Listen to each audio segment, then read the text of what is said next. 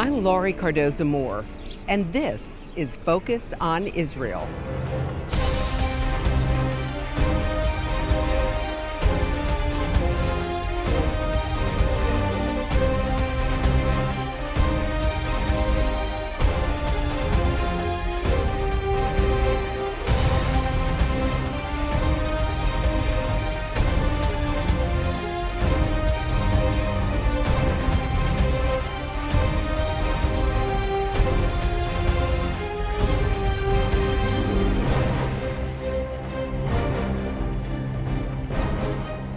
Are the Palestinians an ancient people group who existed even before the Jewish people?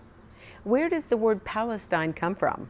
What is the historical truth of the Palestinians, and what are their claims to the land of Israel? Are the Palestinians merely an Arab invention to help destroy Israel? Today on Focus on Israel, we'll go deep into the issue of just how this group of Arabs became known as Palestinians. Hello, I'm Laurie Cardoza-Moore, founder of Proclaiming Justice to the Nations, a nonprofit organization dedicated to educating and sharing the message of Christian biblical responsibility to the people and land of Israel in the face of a growing global anti-Semitism. Proclaiming Justice to the Nations was birthed to stop the silence, to wake up Christians and people of conscience to the realities of a world bent on destroying Israel and the Jewish people. Behind me, you can see the ancient walls of the holy city of Jerusalem. Until 1967, Jews were forbidden to enter it by the Arabs controlling this area. When Israel defeated Jordan and took back Jerusalem as well as Judea and Samaria, a new weapon to destroy Israel was birthed: the myth of the Palestinian people. In 1969, Israeli Prime Minister Golda Meir stated that there is no such thing as the Palestinian people. It's not as if we came and threw them out and took their country. They didn't exist. Over the years, many Arab leaders have agreed with her. In 1937, Oni Abid al-Hadi made this statement to the Peel Commission: "There is no such country as Palestine. Palestine is a term the Zionists invented. There is no Palestine in the Bible. Palestine is alien to us." In 1946, Philip Curry-Hiti, a Lebanese-American professor and scholar at Princeton who single-handedly created the discipline of Arabic studies in the United States, agreed. As the first Arab witness at the Anglo-American Committee of Inquiry on Palestine, he explained that there was actually no such entity as Palestine, never had been. It was historically part of Syria. In 1956, a Saudi representative to the UN stated, "It is common knowledge that Palestine is nothing but southern Syria." And Syrian dictator Hafez al-Assad dictated this to Yasser Arafat. Never forget this one point: there is no such thing as a Palestinian people. There is no Palestinian entity. Palestine is an integral part of Syria. In 1936, the Peel Commission, set up by the British government, offered the first time a partition of the land into a Jewish Palestine and an Arab Palestine. At that time, all the inhabitants of the area called Palestine were called Palestinians. In fact, many Jewish entities used the reference to the area of Palestine, including the Palestine Symphony Orchestra, which became the Israel Philharmonic Orchestra. The Anglo-Palestine Bank became Bank Leumi, Israel's largest bank, and the Palestine Post became the Jerusalem Post. So, if so many Arab leaders have denied the existence of a Palestinian state and people, why are the Arabs in Israel still persistent on using this lie? In our award-winning documentary, Israel Indivisible, we spoke with Rabbi Ken Spiro, an author and Middle East historian. He gave us a great history lesson on the origin of the word Palestine and the eventual adoption by the Arabs to make this word into a weapon to destroy Israel. Archaeologists and historians now believe that it took all or part of 14 Roman legions were needed to crush Bar Kokhba, which is unbelievable because the Romans only had 24 legions in the whole empire. When that revolt was finished, the Romans were so fed up with the manpower and material losses the Jewish people had caused them, they decided to basically get rid of the Jewish people. And they figured that those Jews that had survived, and I actually believe that statistically far higher percentage of Jews died between 67 and 135 than died in the Holocaust. I believe that, forget Europe where 70% of the Jews of Europe were killed, I think that about 60 to 70% of the Jews in the world were killed out in that period of time.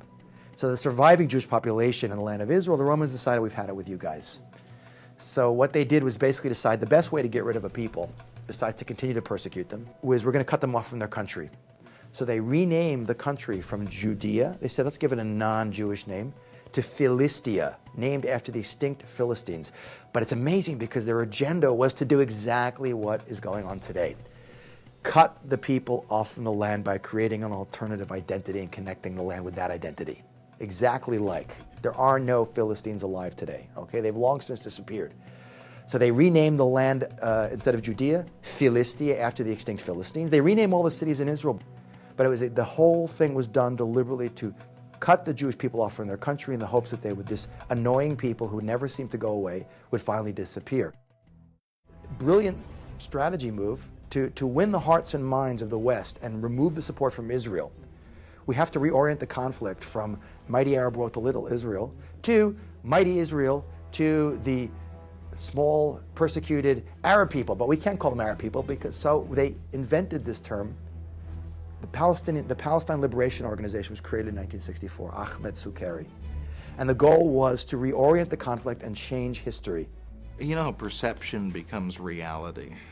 The Arabs have been very skilled at floating this idea of Palestinian statehood being their cause. It's given the West something to believe in. Because, you know, you have to, when you look at if you look objectively at what's happening in the Middle East, you look at the map, you see how Israel is outnumbered, how it's outmanned, outgunned. It's a tiny speck on the globe. You need a microscope to find it. When you look at those things, it's very hard to deny that Israel is a victim. But when you have this counter propaganda effort which is saying that, well, it's the Palestinians who are the victims, you know, they've been denied a state, it gives people who want to be deceived something to hang on to. And I think that's part of the self-deception process that goes on, particularly in Europe, where, you know, I think some of the leaders have no moral backbone whatsoever. In another one of our award-winning documentaries, Boycott This, Christian comedian Brad Stein looked into the myth of the Palestinian people. He was able to visit the Arab town of Turmus, Aya, Samaria, and speak with one of the residents who was a true believer in the many lies about the history of the people called Palestinians.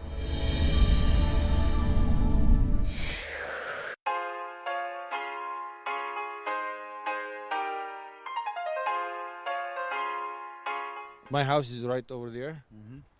So your people, Palestinians, have been here how many? We've been here from the time of Adam and Eve.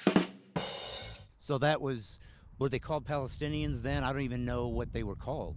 We are all, well, the Canaanites. Okay. This is the land of Canaan, and Canaan is an Arabic word, and Is Palestine an Arabic word? I don't know the difference. Well, Palestine it's thousands of years old. You know, we say Palestine.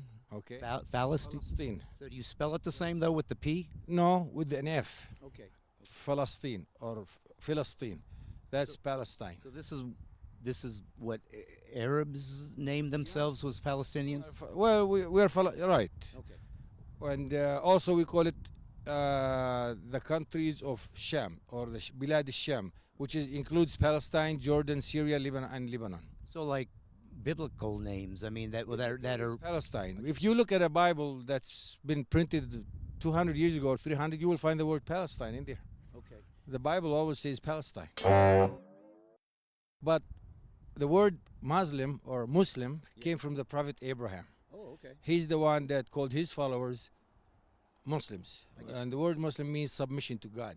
And the Jews themselves, when Muhammad was preaching after the year 610 AD, half of the Jews in Saudi Arabia, they converted to Islam. Okay. more than half of them. So the Jews, most of them, they became Muslims. The Christians too. That's why you only see very few Christians, very few Jews here. Before 1948, which was the year that they occupied Palestine, and we were kicked out by force, we became refugees, there wasn't, I don't know, maybe 5 or 6 Jews used to live in Palestine. The present Palestinian Authority, I don't support it. They don't represent me. Well, as long as there is Israel, there is no peace in Palestine or in the world. You know, the Jews, the Zionist Jews, are creating trouble all over the world. They did 9/11. They are the reason behind the First World War. They caused the Second World War. Millions of people died on this earth because of the Zionist Jew. Okay. Would a two-state solution work? No, it's not going to work. They don't want peace. These people don't want peace. The Jew, the Zionist Jew, you cannot take his word. Okay. You have to know that. You cannot take his word, and these people are different from me and you. If you could choose a Palestinian leader that you think would represent the best, because you said the other ones aren't good, that they are under the British control, who would you choose to represent you in a way you think would be fair to Palestinians? Well, whoever pick up a gun and liberate Palestine, that's my leader. That's the one that represents me. But there's none out there right now that you think could be that person? No. Maybe you? No, I hope so. Okay. Maybe.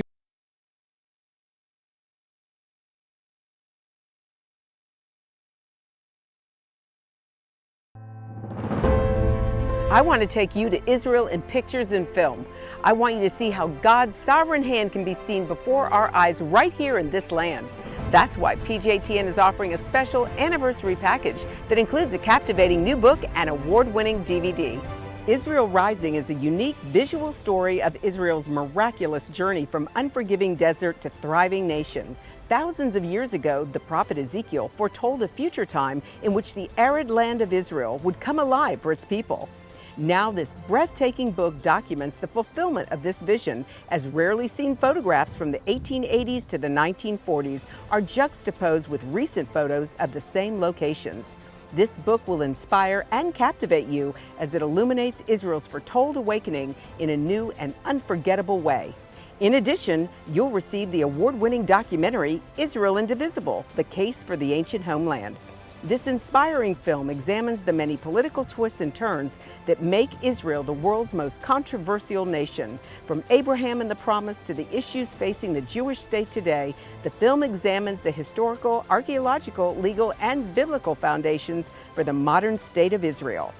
This is a limited time offer for these two remarkable resources for just a one-time gift of $70 today. Your generous donation will help ensure that PJTN stays on the front lines and in the headlines of all the important issues facing Israel and our Jewish brethren. So please go to pjtn.org today. From studying history, it's very clear that what starts with the Jews never ends only with the Jews. We must strongly stand against any anti-Semitic trends, for if not stopped, they'll cause harm to all of us, and we'll witness the downfall of our Judeo-Christian Western culture. Today, many people say there's no longer a need for a Jewish state, that Jews around the world no longer need a place of refuge. But anyone who has heard recent statistics about the worldwide rise in anti-Semitism would never make such a claim. The reality is that neo-Nazi groups and Nazi sympathizers are increasing around the world. Surveys show that over 1 billion people in the world harbor anti-Semitic attitudes. Close to 50% believe that Jews have too much power in the business world, and 2/3 of the world's population has never heard of the Holocaust or believe the historic accounts of it are inaccurate. Don't let yourself be manipulated by evil people with a wicked agenda. When the self-serving villains are in control, good people from all religions suffer. Muslims, Christians, and all people of conscience should stand proudly and show respect for a country that gives so much to the world in so many ways.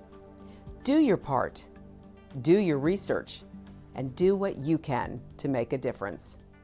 Because what happens in Israel does affect us all. This is not just a Jewish or just an Israeli problem. This is a problem for all humanity, for each and every one of us who believe in freedom and human rights. Learn more about what you can do at pjtn.org.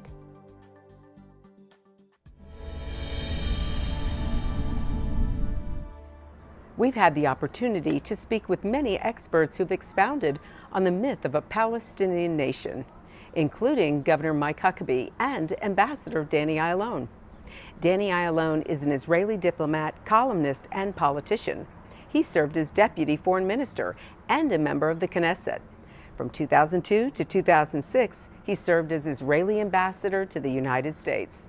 Mike Huckabee is the host of Huckabee on TBN, a Fox News and Western Journal contributor, New York Times bestselling author, and the former governor of Arkansas. They are both well-versed in the history of the Jewish state. The land was called Palestina because it's a Roman name as punishment to the Jews who came against the Roman occupation. All those who came and left, as I mentioned, were occupiers. Jerusalem was never made a capital for any other people, only the Jewish people since King David's time. And the fact that it remained as is, and the Jews, just like the prophecy of Ezekiel and all the other prophets, we see it come alive. And if we go back to another miracle, in 1948, when Israel declared its independence based on a UN recognition, we were attacked by 7 Arab armies. We were only 600,000 Jews in the land then, surrounded by 100 million hostile Arabs who wanted to do away with us. So Israel's legal title to the land, which has been given by the League of Nations in 1921-22, San Remo, was that the entire Palestinian land belongs to the Jewish people. That's the homeland of the Jewish people. This was voted and accepted by the League of Nations in 1922. So whatever the League of Nations recognized, this is also the recognition legally by the United Nations of today. Of course, they do not uphold their commitment, but the whole land is ours. But what's more important is that it's not just a matter of man's decision. It's much deeper than that. This is the land that was given to Abraham by the Lord. And if you look at the land, Judea and Samaria and the Galilee and the Negev, why are we called Jews? Because we are from Judea, unlike Arabs who are from Arabia, who came and conquered the land in the 7th century, and by the sword Islamicized everyone that wouldn't do it voluntarily. However, when we came back to the land after 2,000 years of exile, we made it bloom again. It was devastated, it was derelict for 2,000 years. Why is that? It's because whoever was controlling the land did not feel for the land. It wasn't theirs. They were occupiers, they were visitors. They didn't care for the land. That's why the land was desolate.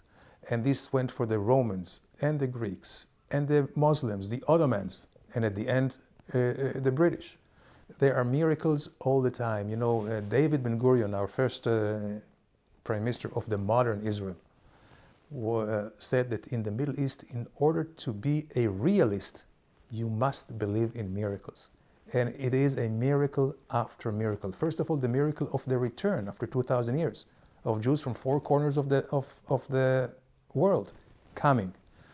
And then surviving a war when we were outnumbered 1 to 100. And after that, beginning every decade, we had more attacks in 56, in 67, in 73, in 82, and all the terror in between.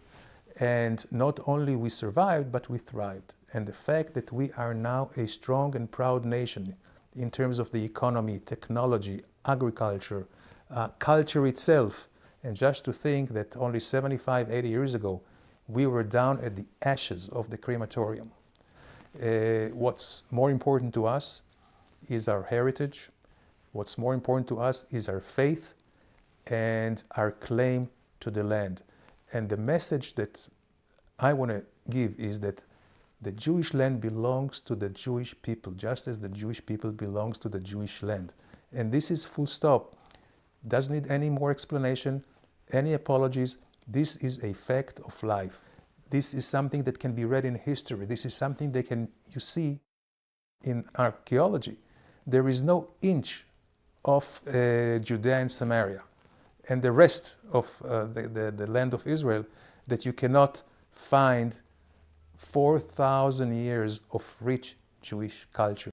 Another issue that Israel has to deal with now, like no other country in the world, is to prove and claim our ownership to the land. We are the only people that have to claim or to prove that this is our land. Well, we do have the proof. We have the proof in the Bible, we have the proof in the archaeology, history, and the maps, and yet people are trying to rewrite this history. I don't know any other country in the world that has to prove that the land is theirs. It takes two to make peace, but only one to make war. So all those who are trying to put the pressure on Israel with the BDS should just flip and understand that the pressure should be on the Palestinians who still teach their children from first grade that Israel should be erased from the map of the world, that they should claim the entire land, that they call Jews sons of pigs and dogs, that do not allow to have any Jew in their land. Laurie, I've been going to Israel since 1973. My first trip was when I was 17. I've been so many times I've lost count. I mean, we're dozens and dozens of times that I've been there. So I've seen this country now over the past 46 years. I've seen remarkable things. And when I talk about Israel, I speak not what I've read or what I've heard, but what I've personally witnessed, seen, and experienced. There are so many lies that are being told about Israel. One of which is that they're just brutal to the Palestinians. First of all, Jews are Palestinians. And until 1962, there was no such thing as a Palestinian in terms of some unique country or culture. And when people challenge me on that and say that, well, that's not true, I tell them, go rent the movie Exodus with Paul Newman. Because up until then, 1962, when Yasser Arafat co-opted the term and created out of thin air a people called the Palestinians, anyone who lived in that geographical region was called a Palestinian. Correct. Every Jew was called a Palestinian. And that movie, which was, I think, produced in 1960, when they're talking about Paul Newman and the other Jews who were coming on the boat, the Exodus, they talked about them as these Palestinians. So this, first of all, is a misnomer. Right. But the biggest lie that's being told is that Israel is oppressive and they're trying to make it so that the Palestinians can't live. Here's the simple fact. The Palestinian Authority takes money that it gets. It's the most corrupt government imaginable. And it takes the money and just steals it. Right. And it doesn't go to build schools No. and streets and sewers and water treatment plants and parks and curbs and gutters. It goes to enrich the political leaders. The only time the money goes to the people is if one of the, I call them so-called Palestinians, murder a Jew, their family gets a pension for life. Yeah. And they name a park or a school after them. They become heroes. They do parades for them. Not because they saved a life, but because they murdered a life. Right. Those are the kind of things. One other example. SodaStream, which is a company a lot of Americans are familiar with because they probably had the device in their home and may still have, an Israeli company. And I went to the SodaStream factory in Judea. 1,100 people work there. I spent the better part of a day. And it was fascinating because of the 1,100 working, 600 were Palestinian, 500 were Jews. They worked side by side. They got along beautifully. Men, women, Muslim, Jew. It was an amazing thing to see. But we don't hear that in the press. You never hear it. Those Palestinians working in that factory received 4 times the wage they had ever received, ever, under the Palestinian Authority. They were thrilled. They had full health and dental benefits. Right. They had 4 weeks paid vacation. They even had lunches and breakfast provided at the facility. They loved working there. Right. And they had a great relationship. It was a peaceful. The BDS movement put so much pressure on SodaStream and continued to say, boycott this company because they're in, they use the term occupied territory. Yeah, it was occupied by the people to whom God gave it. Right. Because it was Judea. And eventually SodaStream moved and shut that plant down completely because they couldn't afford the pressure they were getting. So what happened to the 600 Arab workers? They all lost the best job they ever had in their lives, and they went back to living in poverty. Now, how did that help them? It didn't. It hurt them tremendously. Absolutely. That's what's not being told. Absolutely. Well, in closing, Rashida Tlaib, Ilhan Omar. These are very frightening people to me because they not only say ridiculous, absurd, and hateful anti-Semitic things, but they get away with it. Right. They're not held accountable, and we should be concerned. Absolutely. Governor, as always, I appreciate your time, sir. God bless you for Laurie, all great you to do. be with you. Thank you so much.